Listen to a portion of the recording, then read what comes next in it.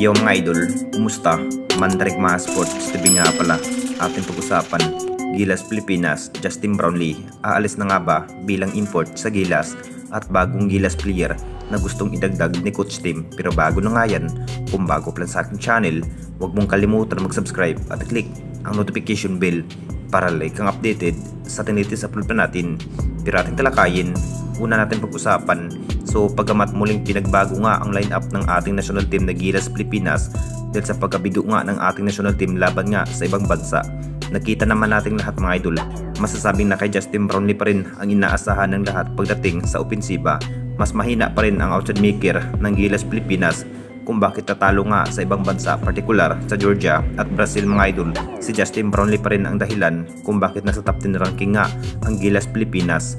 Alam naman natin lahat mga idol, sa bawat laro itong si Justin Brownlee, mas pinahihirapan ang ibang bansa dito kung may iskati lang ng Gilas Pilipinas na may magdadala sa teamwork ni Justin Brownlee. Masasabing pasok sana ang Gilas Pilipinas sa semifinals. Ang plano pa rin ng ating bis import na aalis muna ito sa ating national team na Gilas Pilipinas dahil sa hustle performance sa ipinakita nga ni Justin Brownlee sa Gilas Pilipinas.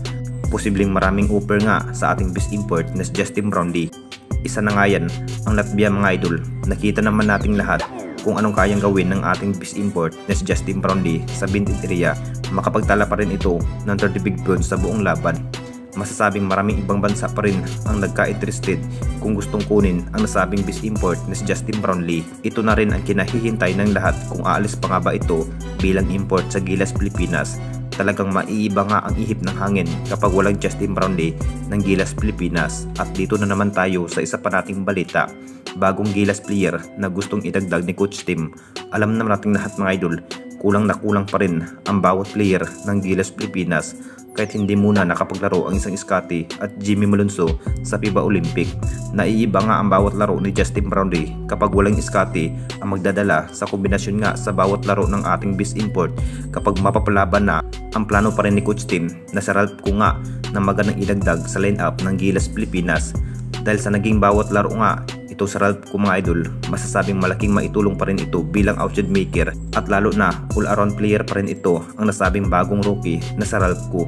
Mas nahuhusayan pa rin si Coach Tim sa bawat stamina ni Ralph Kung mga idol sa Bintin area. Ito pa rin ang kinakailangan ng Gilas Pilipinas na magagaling bilang outside shooting.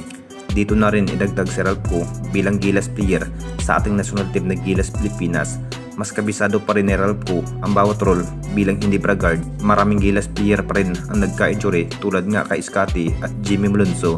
Mas kinakailangan pa rin ng Gilas Pilipinas pagdating sa pagkikipaglaban. Anong masasabi ninyo mga idol tungkol sa ating video?